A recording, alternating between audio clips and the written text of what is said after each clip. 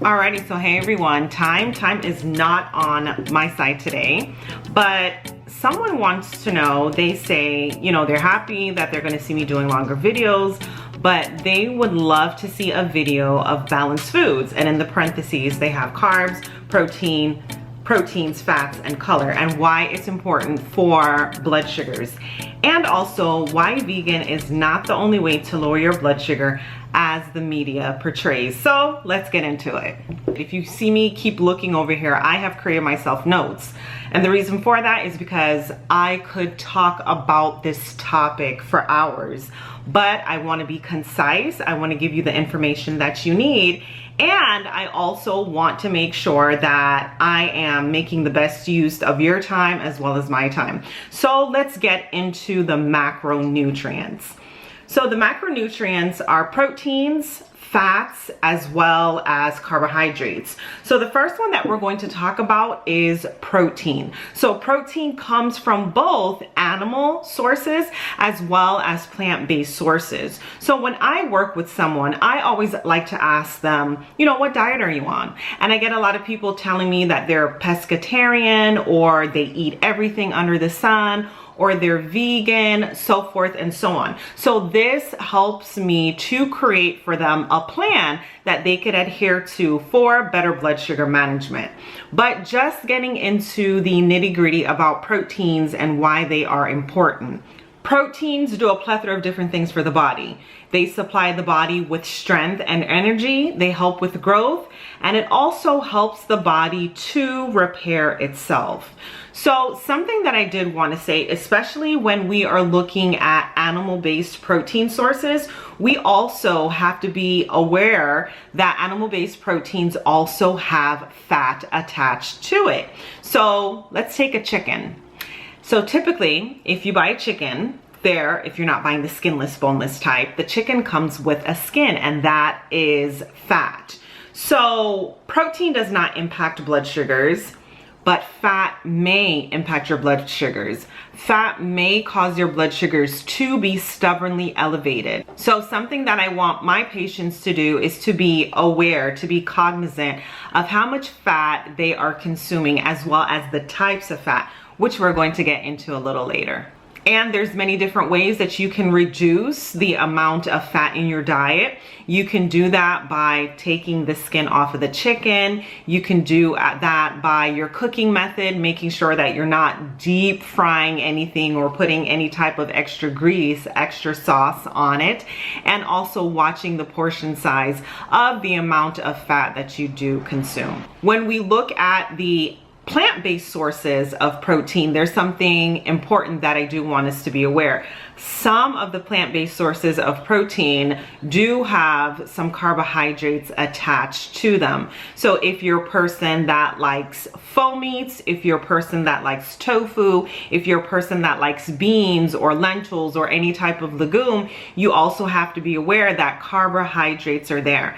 And carbohydrates can impact your blood sugar. Before you think that carbohydrates are the bad guys and that if you have diabetes or pre-diabetes you need to avoid them, you don't. Your body actually needs them. But when we get to the carbohydrate section, we're going to address that. So in order to build a better plate, as I like to call it, if you are living with pre-diabetes or type 2 diabetes and you have your protein source, your protein should be 1/4 of your plate. And this is called the healthy plate method. So again, if you have your plate should be 1/4 of protein. But what I see is a lot of people are loading up on protein, and this may not necessarily be the best for gut health, because gut health does impact your blood sugars.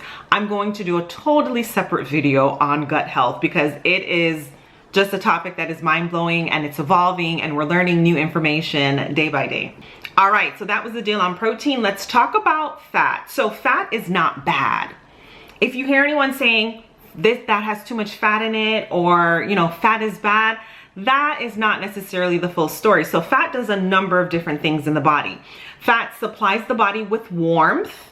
Fat is necessary for the production of hormones, and fat also does help to absorb certain vitamins, A, D, E, and K. ADEK. These are the fat soluble vitamins. But the problem is, what type of fats are we getting in our diet? So if you see this picture right here, this is a picture in some form or another that I always show when I do my master classes. I always like to talk about the difference between saturated fat as well as unsaturated fat.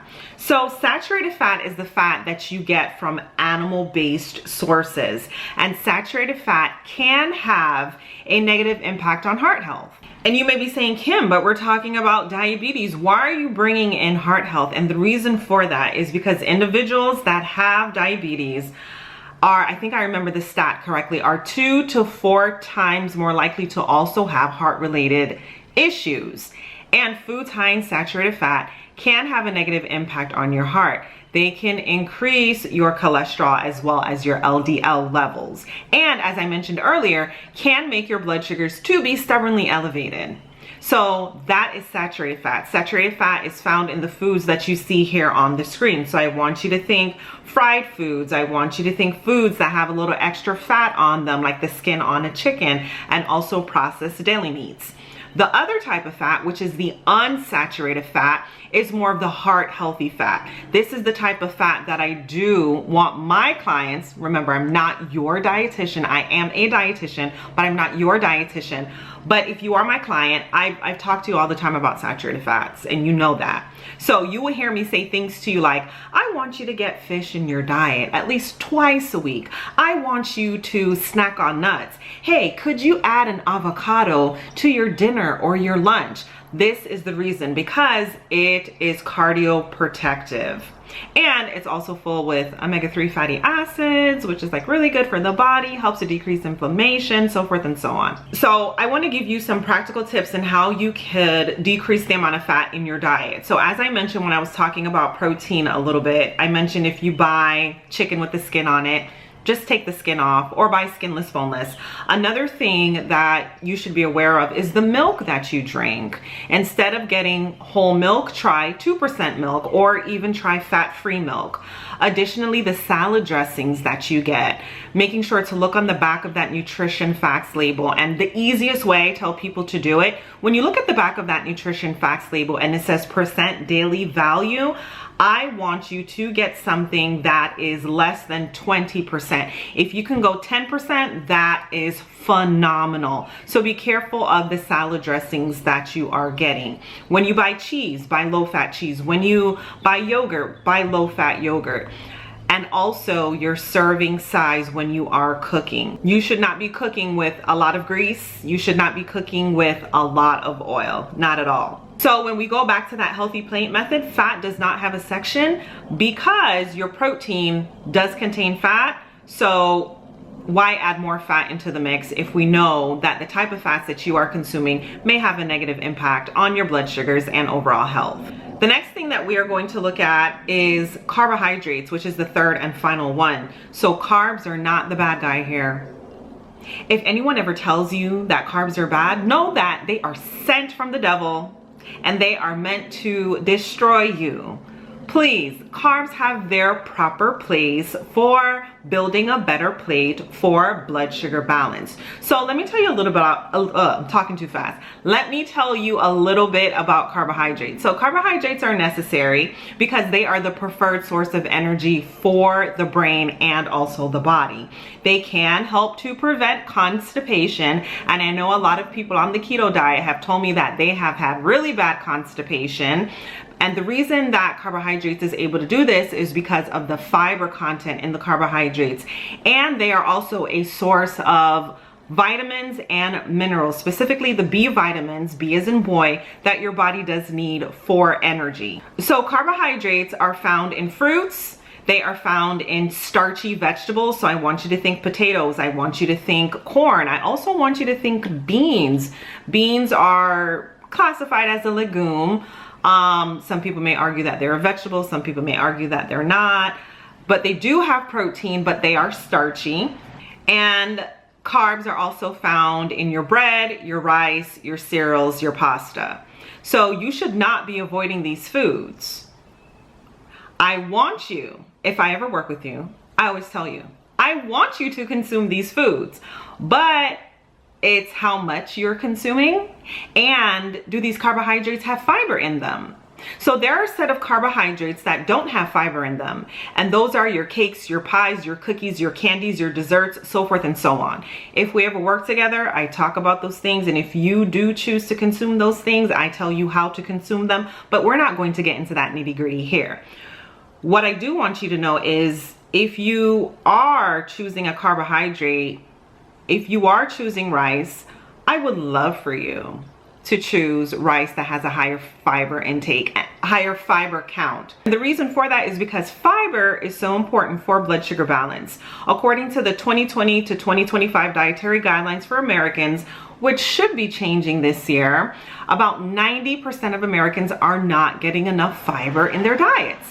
And the reason why I feel that is because we live in a society, when we go on social media, everyone is talking about the importance of protein, protein, protein, but no one really brings out the importance of fiber. Fiber is important for better blood sugar balance. It is important for weight management. It is important for managing your cholesterol levels, your lipid panel, and I want you to focus on fiber.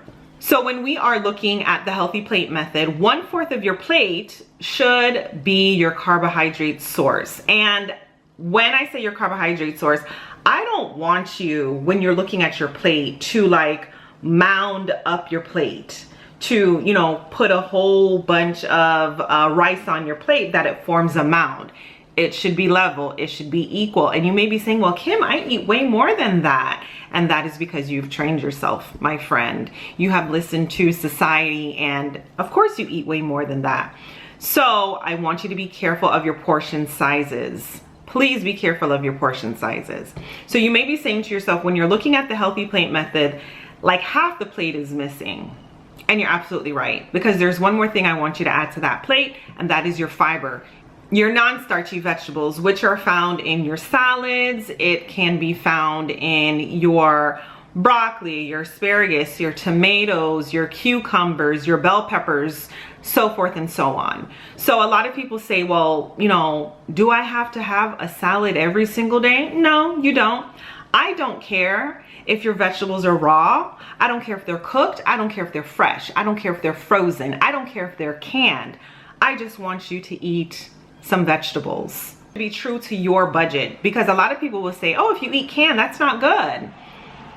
But to be honest with you, no one knows your budget. We are living in, have you seen the prices at the grocery store? So be true to yourself and buy what you can afford. And then with your vegetables, that's where the color comes in. And different colors are important when you're looking at your produce. And the reason for that is different colors indicate different nutrients, different phytochemicals, different antioxidants, which again, all play a role in decreasing inflammation and helping with your blood sugar balance. You can be vegetarian, you can be pescatarian, you can eat meat, and still build a better plate for blood sugar balance. It all depends on your preference. If you're a person that chooses to eat meat and someone tells you that you have to convert to veganism, no, you don't necessarily have to. As a matter of fact, I don't think a lot of people know, but I do adhere to a plant-based diet, and I have been plant-based for well over a decade. I went plant-based before plant-based was a thing, okay? So I do teach people, like, hey, you don't have to convert. I don't know why that is being pushed. What I do want you to focus on, though, is consuming more plants in your diet, because generally we are lacking as a nation. But thanks for watching. Remember to like, subscribe, and share. And if you have any issues, any questions that you would like me to address in a next video, please leave it in the comment section below. Thanks for watching. See you next time.